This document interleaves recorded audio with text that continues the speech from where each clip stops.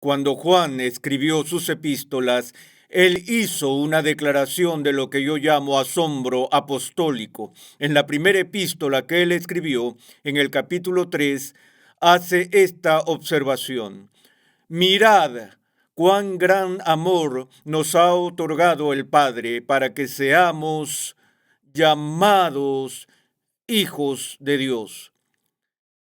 Y eso somos, por esto el mundo no nos conoce, porque no lo conoció a Él. Amados, ahora somos hijos de Dios.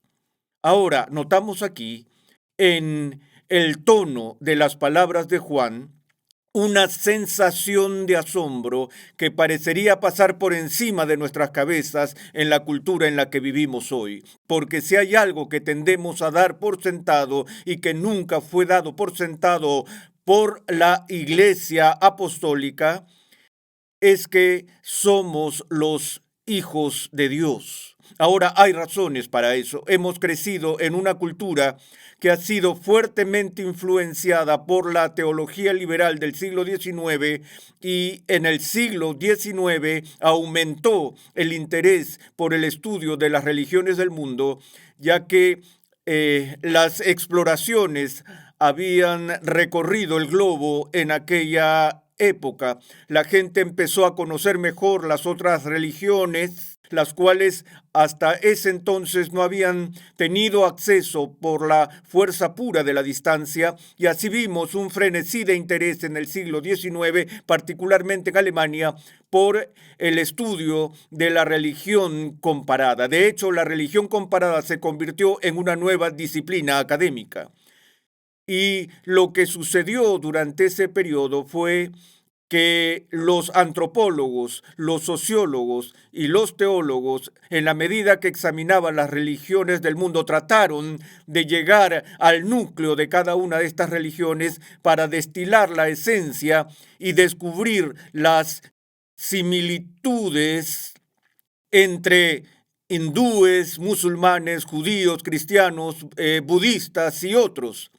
Y Adolf von Harnack, por ejemplo, escribió un libro titulado en alemán La esencia del cristianismo y fue traducido también bajo el título ¿Qué es el cristianismo?, en el cual trató de reducir el cristianismo a su mínimo común denominador que compartía con otras religiones, y dijo que la esencia de la fe cristiana se encuentra en dos premisas.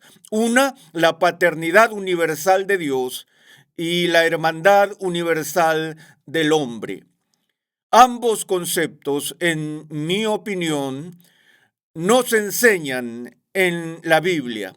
Hay una vaga referencia a la paternidad universal en el sentido de que Pablo, cuando se encontró con los filósofos en Atenas, citó a uno de los poetas seculares diciendo todos somos linaje de Dios, en el sentido de que Dios es el creador de todas las personas.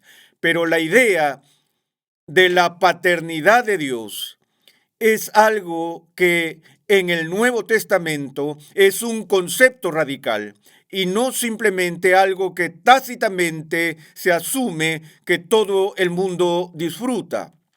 Pero debido a la influencia del liberalismo del siglo XIX y la religión comparada, como digo, hemos crecido en una cultura donde nos han dicho una y otra vez que todo el mundo es un hijo de Dios. Todos somos hijos de Dios y Dios es el Padre de todos nosotros. Esa es una noción popular secular, pero no es la idea que vemos en la Sagrada Escritura. De nuevo, lo que Juan expresa aquí es una actitud de asombro. Mirad, cuán gran amor nos ha otorgado el Padre para que seamos llamados hijos de Dios. Está abrumado con esa comprensión. Y él dijo, por supuesto, amados, somos los hijos de Dios. Ahora, como sugerí hace un momento, esa idea no era común en los tiempos bíblicos. De hecho, fue una idea radical, una innovación radical. He mencionado en otros cursos los estudios que hizo un estudioso europeo de nombre Joaquín Jeremías, y Jeremías hizo un estudio del concepto bíblicamente de la paternidad de Dios. Y se dio cuenta, por ejemplo, de que en el Antiguo Testamento y entre el pueblo judío en la antigüedad se instruía a los niños en títulos y frases apropiados con los que una persona podía dirigirse a Dios en oración y podía ser llamado el soberano, el gobernante o el creador, entre otros. Y lo que estaba notablemente ausente de esa larga lista de títulos aprobados por los cuales uno se dirigía directamente a Dios en oración fue el título Padre. Sin embargo, en cambio, cuando llegamos al Nuevo Testamento y examinamos las oraciones de Jesús, en cada oración registrada de Jesús en el Nuevo Testamento, salvo una, Jesús se dirige directamente a Dios como su Padre. Eso no fue pasado por alto por sus contemporáneos. A propósito, Jeremías continuó diciendo que, además de la comunidad cristiana, la primera referencia impresa que podía encontrar de cualquier persona judía que se dirigiera directamente a Dios como Padre en oración fue en el siglo X después de Cristo en Italia.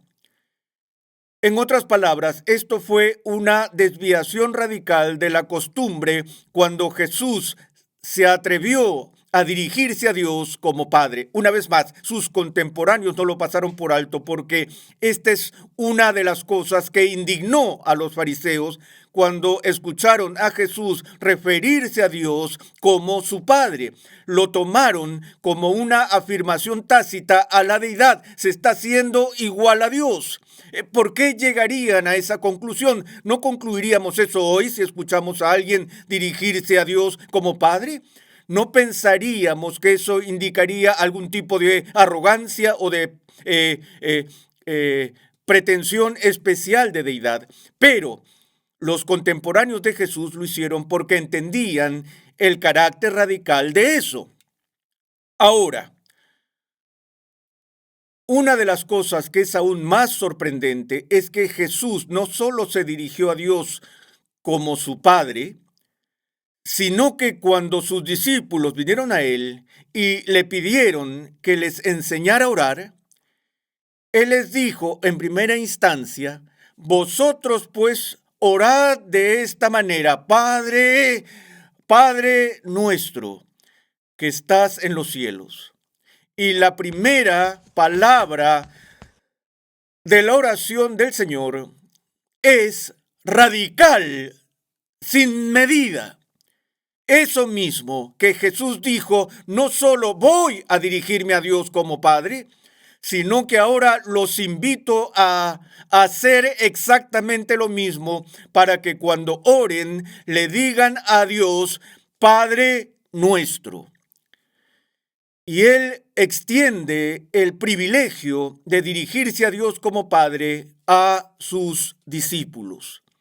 Ahora, ha habido algunos movimientos distorsionados que abundan en la comunidad cristiana de luz y lugares donde se ha visto un tremendo impacto en la iglesia por parte del movimiento de la nueva era. Pienso, por ejemplo, en Paul Crouch, de un canal cristiano, quien, a pesar de las súplicas de teólogos serios para que no lo haga, repetidas veces ha declarado a su audiencia este comentario. Y he visto hacer eco de esto a otros líderes en nuestros días. El comentario de Crouch es el siguiente: que cualquier cristiano que es habitado por el Espíritu Santo es tanto la encarnación de Dios, así como Jesús lo fue. Quiero decir, me asombra que cualquiera que lleve el nombre de Cristo haga una declaración tan extravagante que negaría la singularidad de Cristo en su encarnación. Pero creo que lo que ocurre aquí es que los cristianos se están dando cuenta de algo, de la importancia de poder ser llamados hijos de Dios, pero se están dejando llevar por eso hasta tal punto que oscurecen la singularidad de la filiación de Cristo. Ahora, esa idea de la filiación de Cristo también es fundamental para el Nuevo Testamento. No solo fue radical que Jesús se dirigiera a Dios como Padre, sino que hay 3 referencias en el Nuevo Testamento en las que se escucha a Dios hablar audiblemente desde el cielo. Y en las 3 ocasiones, lo que Dios está declarando desde los cielos audiblemente es la filiación de Jesús. Este es mi amado Hijo, en quien me he complacido. Este es mi Hijo, a él oíd. Entonces debemos ser muy cuidadosos para proteger la singularidad de la filiación que Cristo tiene con el Padre. En efecto, se le llama el monogenes, o el único engendrado del Padre. Y, por supuesto, Jesús explica que por naturaleza no somos hijos de Dios, por naturaleza somos hijos de ira, por naturaleza somos hijos de Satanás. El único que puede pretender ser un hijo de Dios inherentemente o naturalmente es Jesús mismo. Así que la pretensión de ser hijos de Dios no es una afirmación que simplemente podamos asumir en virtud de nuestra humanidad. Y sin embargo, Juan dice, somos hijos de Dios. ¿Cómo puede ser esto? Bueno, volvamos atrás a los escritos de Juan, el primer capítulo de su evangelio,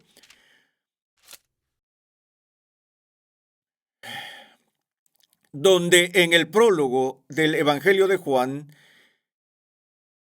leemos en el versículo 10, en el mundo estaba, y el mundo fue hecho por medio de él, y el mundo no lo conoció. A lo suyo vino, y los suyos no le recibieron.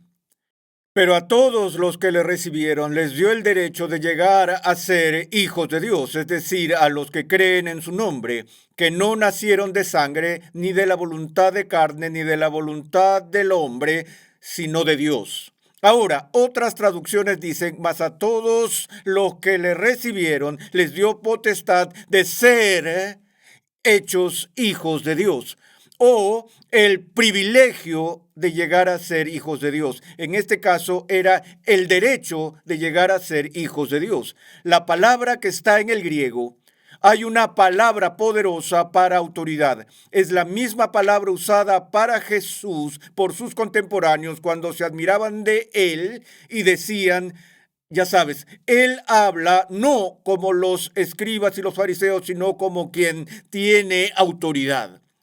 Es la misma palabra aquí, que esa autoridad extraordinaria nos es dada por el Espíritu Santo, que se nos da el derecho de ser llamados hijos de Dios. Así que una vez más, lo primero que aprendimos aquí es que ser hijos de Dios es algo que es un don. No se gana, no es algo que sea recibido inherentemente por nacimiento natural. Entonces, ¿cómo lo recibimos? Bueno, vemos luego en la carta de Pablo a los Romanos, en el capítulo 8, en el que hace este comentario en el versículo 12. Así que, hermanos, somos deudores, no a la carne, para vivir conforme a la carne, porque si vivís conforme a la carne, habréis de morir, pero si por el Espíritu hacéis morir las obras de la carne, viviréis. Porque todos los que son guiados por el Espíritu de Dios, los tales son hijos de Dios. Pues no habéis recibido un espíritu de esclavitud para volver otra vez al temor, sino que habéis recibido un espíritu de adopción como hijos, por el cual clamamos, Abba, Padre. El Espíritu mismo da testimonio a nuestro espíritu de que somos hijos de Dios, y si hijos, también herederos, herederos de Dios y coherederos con Cristo. Si en verdad padecemos con Él, a fin de que también seamos glorificados con Él. Así que tienen la idea aquí. ¿Cómo somos hijos de Dios? Por adopción. Mencioné en nuestra sesión anterior que este es uno de los frutos de la fe, uno de los frutos de nuestra justificación, que cuando nos reconciliamos con Dios, Dios no solo nos da paz, sino que Él nos lleva a su propia familia. De hecho, esta es una de las figuras importantes para la iglesia en el Nuevo Testamento, que la iglesia es la familia de Dios. Y es una familia donde hay un padre y hay un hijo, y luego todos los demás en la familia son adoptados. Todos somos hijos adoptivos de Dios. Y es por eso que miramos a Cristo como nuestro hermano mayor. Y hemos sido hechos herederos de Dios, porque somos coherederos con Cristo, porque el verdadero Hijo de Dios pone a disposición todo lo que Él recibe en su herencia, su legado completo. Él comparte con sus hermanos y hermanas. Así que eso es algo que nunca debemos dar por sentado. Y cada vez que decimos la oración del Señor y decimos, Padre nuestro, debemos temblar y expresar de nuevo el asombro que Juan expresó más tarde en su perplejidad de que nosotros, de entre todas las personas, seamos llamados hijos de Dios y sin embargo, en virtud de nuestra adopción, lo somos de verdad, porque la adopción para Dios es real. No hay membresía de segunda clase en su familia. Podemos distinguir entre los hijos naturales de Dios y los hijos adoptados de Dios. Pero una vez que se lleva a cabo la adopción, no hay diferencia en el estatus de miembro de su familia. Él da a todos sus hijos la medida completa de la herencia que pertenece al hijo legítimo. Ahora, ¿cómo sucede esto? Otro punto que debemos ver en nuestro estudio de nuestra salvación aquí es que en nuestra adopción también disfrutamos de lo que se llama la unión mística del creyente con Cristo. Ahora, tan pronto como describimos algo como místico, con ello estamos diciendo que va más allá de nuestra capacidad el expresarlo en categorías normales. Trasciende lo natural y, en cierto sentido, es inefable. Pero obtenemos una pista de esto mediante un estudio de las preposiciones que encontramos en el Nuevo Testamento. Hay dos preposiciones, las cuales podrían ser traducidas por la palabra en español en. Y son las palabras griegas en y eis. Pero la distinción técnica entre estas dos palabras es importante. La palabra en, la preposición en, significa en o dentro de, mientras que la preposición eis significa en a. Cada vez que el Nuevo Testamento llama a la gente a creer en el Señor Jesucristo, ya sabes, ¿qué debo hacer para ser salvo? Bueno, cree en el Señor Jesucristo y serás salvo. Es interesante que la palabra que normalmente se usa en esos llamados evangelísticos o invitaciones es la palabra eis. Y realmente lo que el apóstol está diciendo, él dice, es creer en a Cristo.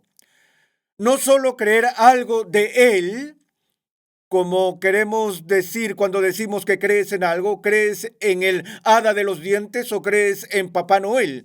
Aquí no es solo creer que hay un Jesús, sino que es un creer a Cristo. Y si dibujo un círculo aquí en el tablero y lo llamamos una habitación y todo lo que está fuera del círculo es el patio exterior, para que yo llegue de aquí a allá, tengo que pasar por una puerta o encontrar una manera de mudarme a esa esfera o a ese círculo. Ahora, una vez que hago la transición, una vez que cruzo el umbral desde el exterior hasta el interior y entro a esta cámara, entonces estoy adentro, estoy dentro de la habitación. Ven, entrar es el eis. Una vez que estamos allí, tenemos el en. Ahora, estas dos palabras, como digo, son tan importantes porque en el Nuevo Testamento no solo se nos dice que creamos en Cristo, sino que las escrituras del Nuevo Testamento nos dicen que todos aquellos que tienen fe genuina están en Cristo Jesús, que estamos en Cristo y Cristo está en nosotros, que hay una unión espiritual entre cada creyente cristiano y Cristo mismo. Y esto tiene implicaciones radicales para la iglesia, como veremos más adelante. Y como dije hace un momento, todos compartimos una adopción común para que todos seamos parte de la familia de Dios. Pero no solo eso, todos somos parte de la comunión mística de los santos. Si estoy en Cristo y Cristo está en mí, si hay una unión donde decimos que esto es Cristo y yo entro en Cristo, Él está en mí, yo estoy en Él, y tú entras en Cristo y estás unido con Cristo y Cristo está en ti. ¿Qué dice eso acerca de mi relación contigo? Ven, esta unión mística se extiende más allá de nuestra incorporación individual a Cristo, pero se convierte en el fundamento y el vínculo para la comunión espiritual trascendente que todos los cristianos disfrutan con todos los demás cristianos. Y también tiene un impacto indirecto en nosotros cuando lo entendemos, que si eres mi hermano o eres mi hermana y Cristo está en ti y tú estás en Cristo, entonces cualquier problema que tenga contigo, tengo que ser capaz de entender que esta unión que ambos compartimos con Cristo trasciende esas dificultades. Entonces, esto no es solo un concepto teórico, sino que realmente detalla las profundidades y riquezas de esa familia, que es una familia más fuerte con un lazo y vínculo más fuerte que incluso el de las familias biológicas que disfrutamos en este mundo. Este es el fruto de nuestra adopción.